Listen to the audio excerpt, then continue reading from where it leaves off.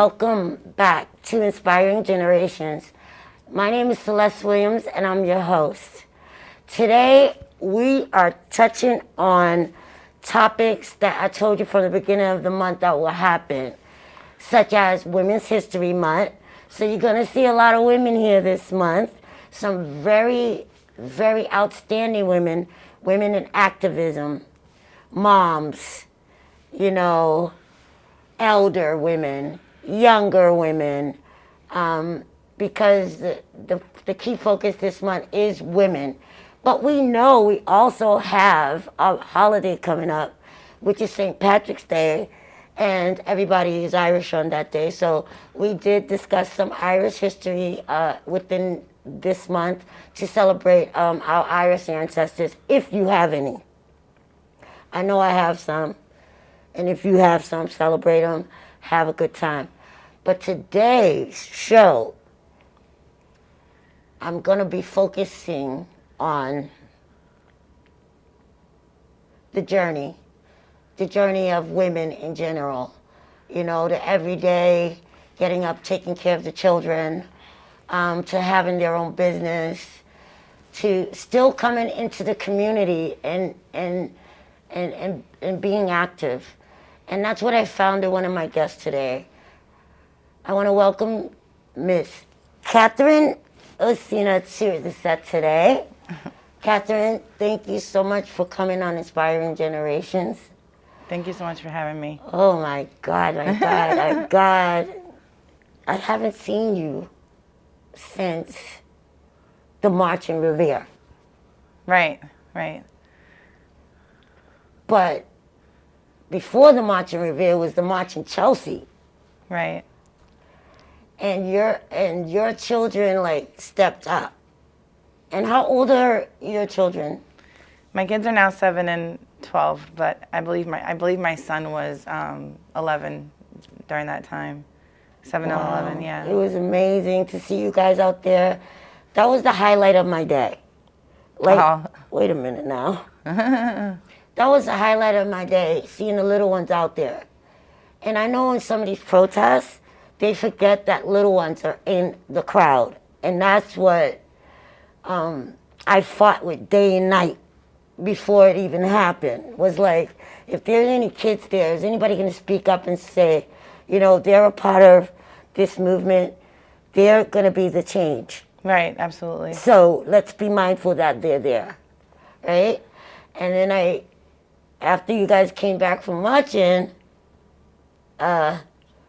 Daniel, your son, and it's sad right, that he had to have that talk, because he's a beautiful, beautiful, caramel, beautiful boy, right? Mm-hmm. And for him to feel that he had to write this, right, made me cry. I'm sorry, yeah. I'm not a threat. I'm not a threat.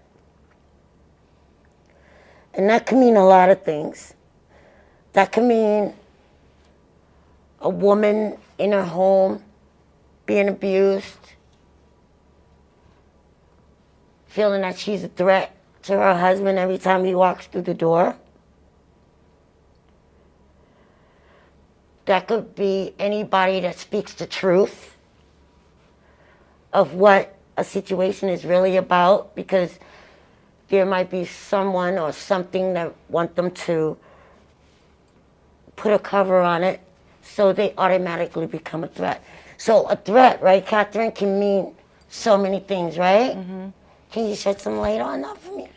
About Daniel's whole journey with the coming to terms with he has to be active? Well, as you know, you can't, when you have children of color or black kids, you really can't shelter them away from what's happening in the real world. And so they see it, they have access through different social media platforms, through their friends. So he's very well aware of the current events that took place that led to these marches that we were a part of. And we've had tough conversations at home about why these things are happening, Yes. right? And Yes. and the thing with our boys is that they're very cute until they become of a certain age where, to people, they do become a threat, right? Yeah. So he did that on his own, and I too had an emotional reaction to it too, because my son is a great kid. He really isn't a threat, and so I just pray that when he grows older and society doesn't label him as such. Exactly. Right. And to think of it, I had it in my house since last year, right? Wow, We're coming yeah. through a pandemic, Right. and everything, and the disproportionate, services that we're receiving, Right. as a city that is really, deep, in cases. Right. Not to say that we're not, humans are resilient. We're gonna work our way out of it, but we're Right. just surviving right now, Right. and we want to get back to where we're thriving, right? Mm-hmm. And so, I had to hide this, so I wouldn't see it every day, because it would make me get emotional, about our youth. Yeah. When I see them, but I still have hope, because I have parents like you. Thank you. I'm 20 years your senior, but when I used to see you, now I want my audience to know, right? That I didn't know her, and she was younger, but she probably was like 19, but I thought she was like 15 or 12. But even before that, you knew me. Yeah, You knew me when I was probably a little bit younger than my son. Exactly. Yeah. But then you This saw me later. pretty Yeah. little girl with her dad. And I came to get to know you a little bit better by asking you questions sometime. I'd be like, how many sisters do you have? Right. Right. How many people in your family? Right. Right. Right. Only because I'm family oriented, and I have it's 6 of us. Mm-hmm. So There's 7 of us. It makes me interested in knowing, Right. do you come from a family? And then to know that now I know you, Dad, I know you, and I put you together with activism, always. Right. Because I saw you at MGH, right? Right. How was working at MGH? And at Roca too. I worked at MGH for almost 2 months to 20 years, the 20-year mark. I was pretty much there since I was 18. Wow. Yeah, and I started off, in a clerical position and worked my way up. Yeah. Being promoted to various positions until I worked at behavioral health. Right. And in behavioral health, I was what they call a resource specialist. Okay. I always wonder what you did there. That was my title, yeah. So I I used worked. to see her walking up and down with her files. I'm like, Yeah. what does she do? So I did two. There was 2 roles that I fulfilled in that space, and Yeah. one was working at a youth center in Revere. I'm working with young adults, and there I worked with teens. I ran an after-school program there, and then at the office I did basically worked closely with the social workers to help our clients' concrete needs to be met. So to basically make it easier for them to comply with mental health treatment. If people are worried about food and worried about resources, they're not going to be compliant with their medical health or their mental health. That's the truth. So that was my role at MGH. That's the truth. Yeah. That is so true. Right. And I'm glad you have those resources, because I, was able to benefit from that. Right. You see? Right. So, that's women empowering other women, or empowering fathers too, right? Right. To reach out. Right. Because mental health, as we know, I love my Harry, and his wife was going through something. And we all know we can have tons of money, right? Right. But if our mental and physical health is not adequate, we're not going to benefit from having a good quality life. Right. Well, there's a lot of disparities in health and in healthcare, and I think positions like that, really help make it more. Yeah, definitely. Yeah. Definitely. And MGH does a great job. I loved working there. They're my family, really. So that is why they're great. Yeah, they're great, and you see, and this is what it's all about. Yeah. Inspiring even you to bring that activism out of the office. Oh yeah, definitely. Into the public. And they raised me. I have to say, MGH, Yeah. MGH Chelsea definitely raised Exactly. me. I was there from when I was 18 until almost 20 years, until I was 38. Yeah. Yeah. Now that I know that Right. we've been blessed to take 10 years off our lives, you know what I mean? Yeah, right. Because people will take me for a little thing too, and they're like, one time, I was talking to an elder gentleman, and he was in law enforcement, right? He was in law enforcement, and I don't think he knew that I was 55 years old, right, at the time. Right.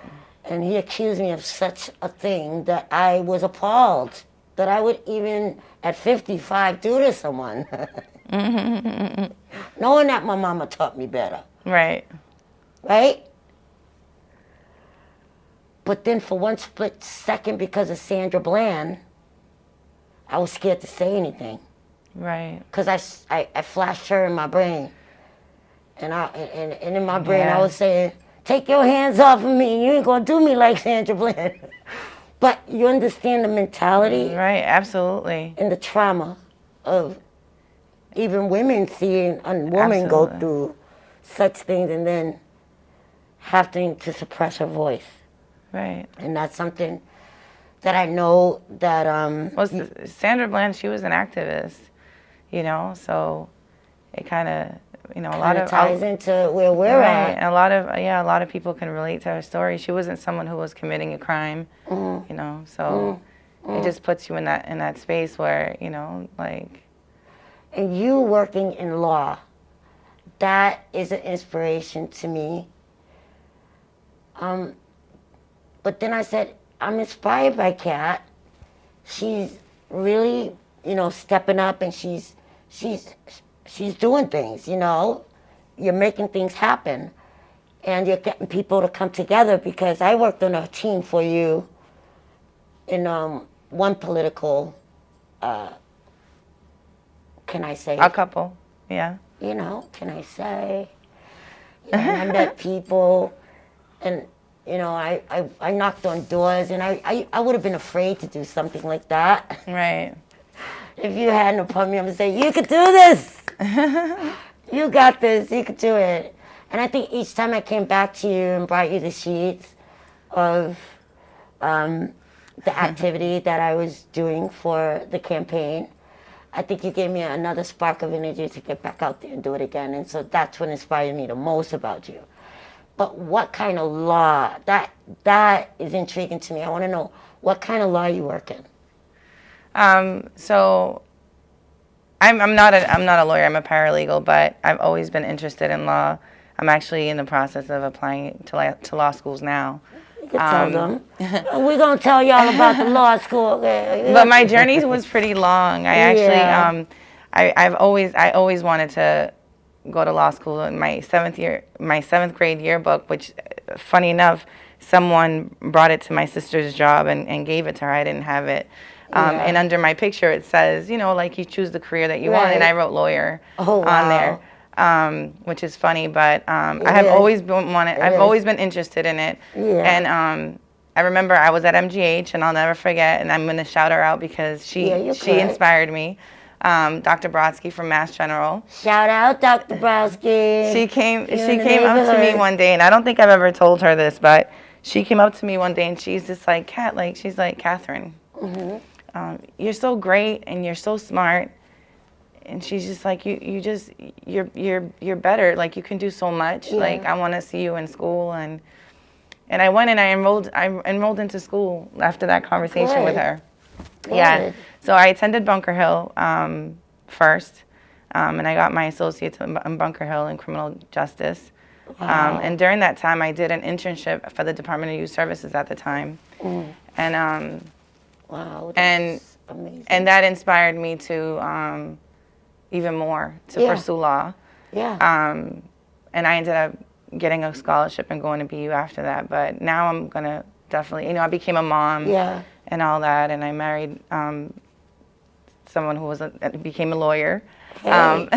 And Hey, so it's only on the likeness of what you're comfortable with for you. You yeah, know? so we met Yeah. at a networking event, Right. and we were both interested in law, so that's how that came about. And we eventually opened up a law firm, and the reason for that was because he became unemployed, Okay. and he wasn't getting a chance. He's a black young attorney, Yep. and so one day I came home and I noticed that his resume, he had taken off his credentials because he was overqualified for a lot of the positions he was applying for. I faced that. So And I know. underqualified, Yeah. and then underqualified for other Yeah. positions. So I just said to him, you're an attorney, like you can Yeah. open up your own law firm. And so we did Definitely. just that, and now we're 10 years in. We're going on 11 years. Still thriving. Yep. Still going. That's Right. great. So That's we have a law office in Revere, and we've expanded now. Okay. And, it's called Occena Law, and yeah, so we've been in practice now for almost 11 years. See that, y'all? Yeah. See that? There's people out there that draw inspiration from other people, and that's how we should be helping each other. If you see something special in a young person, try to nurture that. Absolutely. Definitely. Definitely. And give them some incentive, to be committed to it. Yeah. Because kids need incentive. It definitely Yeah. takes someone other than yourself believing in you. Yeah, Absolutely. definitely. And I'll never forget. She was absolutely the one that she gave me the little nudge that I needed to really pursue what I wanted to pursue. I seen the team that's up there at that time, and they were great. That was the best. I even stated it, Yeah. as, a recipient of what resources was there for me. Right. I'm never too shy to talk about it because it was a great experience. But I know not everybody has a great experience. There's the good, there's the bad, and there's the ugly in life, right? Right. But if we stay in the pit of where the ugly is and don't try to take advice, right? Mm-hmm. Get inspired, whether it's in your family or someone like you had someone outside, probably in your family too. That's where the first roots start, right? Right. Because Well, I was the first one to graduate in my family from Really? college. Yeah. oh wow, Yeah. So and funny enough, after I went to college, like all of my siblings now have all But graduated. how many? Can we tell our audience how many siblings you have? So I have a total of 11, but my mom and dad had 7 kids together, and yeah, so there's a lot of us. 11. There's 11 of us. She's a big tribe, okay? It's a big tribe. Right. And so you took the lead. I wouldn't as far as taking say those steps yeah. of education, yeah. Yeah, I wouldn't say I took. All of my siblings, they're all very, very intelligent. Yeah. And, within their right, but in my family, yeah, I was definitely the first one to. Sometimes we're born with natural skills anyway. When we go get the education, it just enhances a little bit of. Right. It gives more validation. Right. But that doesn't mean you didn't have those skills. No, definitely. They probably got more refined, right? Right. On most accounts, right? Right. Well, I had a really good high school education. I went to a boarding school in Colorado. Wow. Yeah, which is a great school. Wow. And they usually they look for kids in urban neighborhoods that are at risk. Yes, yes. They're called Eagle Rock School. If anybody wants to look Tell it up. them about it. Yeah, it's a scholarship know. through Honda Education, And I learned about the school when I was in Roca. Yeah. And they ended up, yeah, so they ended up taking me and sending me into the woods. And that, yeah. That must have been like a turning point. Yeah, Like, definitely. I think once you're young and you get to travel and you get to see how other people live, it's like being a little anthropologist, you know what I mean? Yeah. It's like, okay, I never ate this food before, but, you know, since I'm here, we're going to try it, right? Well, they didn't, like, their whole, you know, way of, the whole approach to The whole education approach, is very different, you know, and you know, they had a really hands-on learning. They provided a really hands-on learning experience for kids, and so that worked for me. And also, you know, provided you with like all the support, like, you know, all the entire support system that you need. Yeah. You know, because the subject of and these schools are accessible to people. It's just that people don't really know about them, and so. I always try to mention it because, you know, there are kids, I'm sure, in Chelsea that would really benefit from a school like that. That's what that's what the subject is all about. Right. And they absolutely, that school absolutely changed the course of my life, you know, absolutely. I don't, you know, I've had my time, so to speak, is where my generation could have used our voice more, you know? But we got comfortable. We got comfortable, you know, with the door being slammed in our face. You know, we got comfortable with not trying too hard, you know, giving it our best because, you know, when you got to the door, it didn't matter what language you spoke. It's just you and I walk into an office, right? Before we can open our mouths, no one knows if we're bilingual or we speak German, whatever. But we both face that same experience. How could we deny that there's a problem? And so Afro-Latina, right? Right. So Afro-Latinas, you know, for a long time, I knew, you know, was suppressing a lot in our communities. Right. I know in my community, the Panamanian community, we suppressed our right to speak Spanish. We suppressed it because we was told we were not allowed to speak that language. Right. You know, and then you had to see the injustice, right? That women, a lot of injustices women has fought for. Right. You know, so when I see a young woman like yourself get out there and try to help the youth, right? Bring your children up in a strong community, well aware of who they are. Knowledge of self is most important. I brought you here today on this show because of all what you brought with you. And I know we can go into depth about so many more things. Right. But I want to talk about activism and where we're at right now with activism because I know that is like still at the forefront. The battle isn't over. We're still fighting injustices every single day. So I want you to look out at the audience and give them that incentive in that battle and let them know that the battle still hasn't been won. We still need to keep active. Right.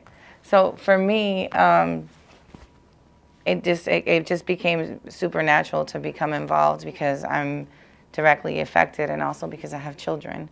I also feel like I have, you know, a unique place or position in the community where I feel like I could be really effective in the sense that I am Black, I am Latina, I speak 2 languages, and I'm also, you know, educated and know a lot of people.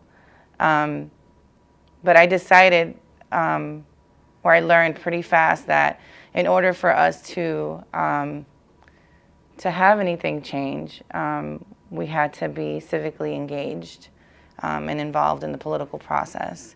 And so, you know, actually, Ayanna Pressley was the one that inspired me to become more civically engaged. She encouraged a lot of people. Right. And that's because, she's a great person. you know, yeah, she really inspired me, and she was someone that that I truly believed in. You know, that I felt like I could relate to, and that I believed in. And so, as you know, like I got behind her, and I think that there's a lot of room for involvement in that, and trying to get our voices heard, and trying to get more people of color to run for office, and to be a part of the process. And even, you know, we need a seat at the table. Yeah, on this platform, I'm encouraging them as well. Right. The whole community. Right. We need. You know, we can just dig a little deep. Like if you have a misunderstanding or assumption about someone's cultural background, right? Right. You can either ask the question, have that conversation, or you can educate yourself. Right. Right. Right? So when you speak with certain groups, you don't feel like you're not insensitive to their struggles. Right. You know. Right. And people really feel connected to whatever they're experiencing, and so I mean, people aren't going to relate to our experiences because they might not know. Just like there's somebody who's even further marginalized, and I have to learn from those people as well and what they go through, because there's people who are not only Black, but they're also disabled, or they're also, you know, from the LGBTQ community.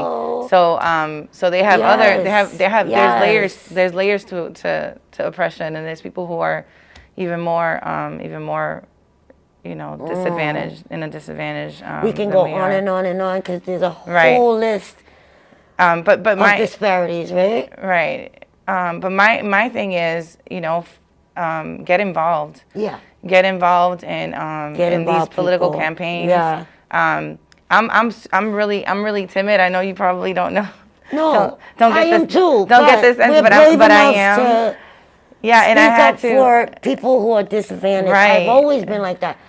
That's the only time my voice really was heard. Right. Like when I was amongst any people. Right. Is when I felt that it was injustice, or I felt the propaganda was like overboard and too much. That's when you get inspired to like speak up. Yeah. But for me, you know, it was scary to get involved, you know, and but you know, I did it, and you know, we obviously elected the first Black woman Congress in Congress. I've never seen in that Massachusetts. before. I spoke up because I did some work with volunteering for Rollins as well, and spreading the word about her. And it was we have the first. It was mostly Black women DA. though. Yeah. On the front lines. I mean, we had a few guys out there. I know we did. You know, I met some of the guys. They were great. Yeah. But for the most part, it was like mostly big groups of women. Yeah, absolutely. And then Helena Gomes, hopefully she's gonna run again. She did lose this last time, but she's somebody who's running for governor's council. And you have to learn about all these positions because people just they'll vote nationally, but they don't vote locally, or they don't understand some of the positions, the political positions that do. They do affect us, you know, like, you know, Rachel Rollins, she has a really progressive agenda, and she's doing really great work.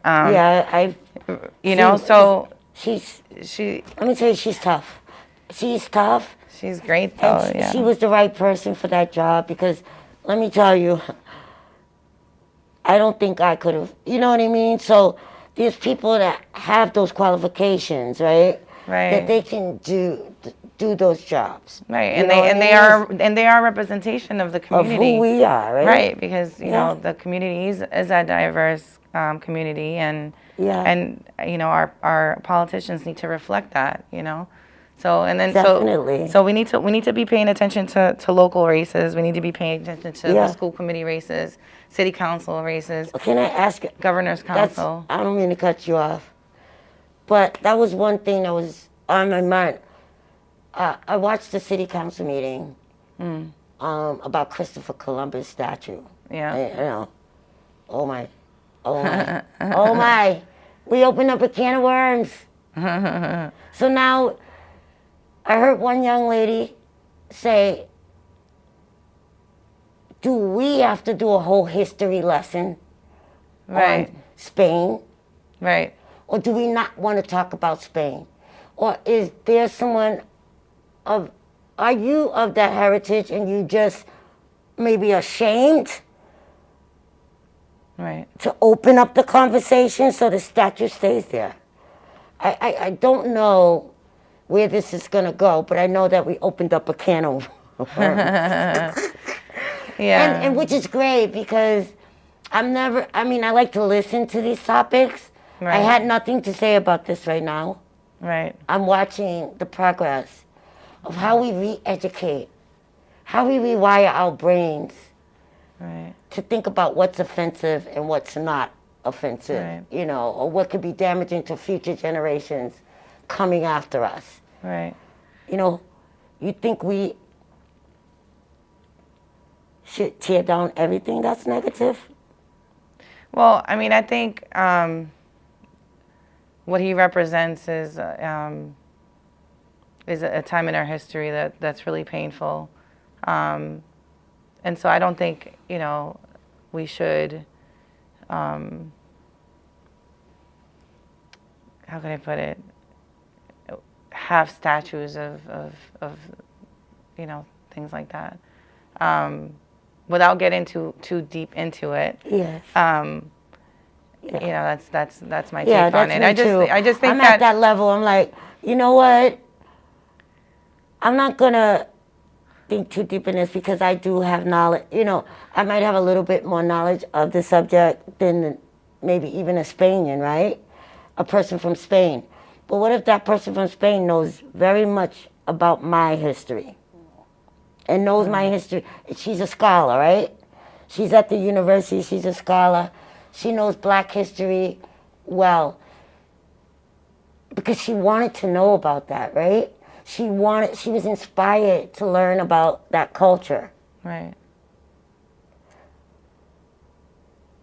When we're being taught about that subject, now it's open for discussion. And I think that's the inspiring part.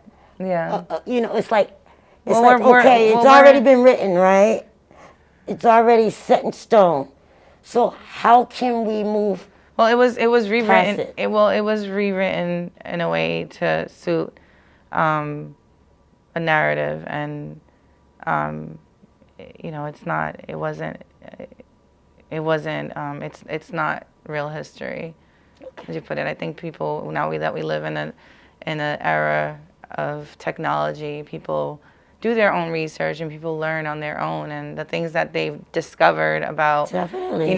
Some of the symbols that we use, and some of the street names, some of the statues, whatever it is, right. that they don't represent the best of us.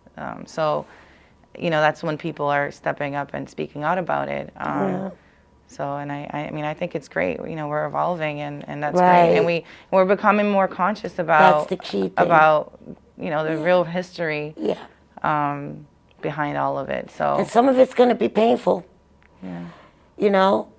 It's just like it is going to be painful for people who are attached to it. But I mean, but even if you're not attached to it, it's just like, even if you're not attached to it, you just like. It became like something that's just there. You know what I mean? It's like. Well, it's just it's something that's just there for people who are not connected to it in any way. But it's very painful, a painful reminder for people whose ancestors were. Yeah. Were. And there may have been some people that weren't aware. Yeah. That he had a connection, and maybe now they're gonna look into the subject, right? Because maybe they weren't. I think the most important piece of all of this is to just open your hearts, open your minds, and open your ears to listen to people's experiences. You heard that, people?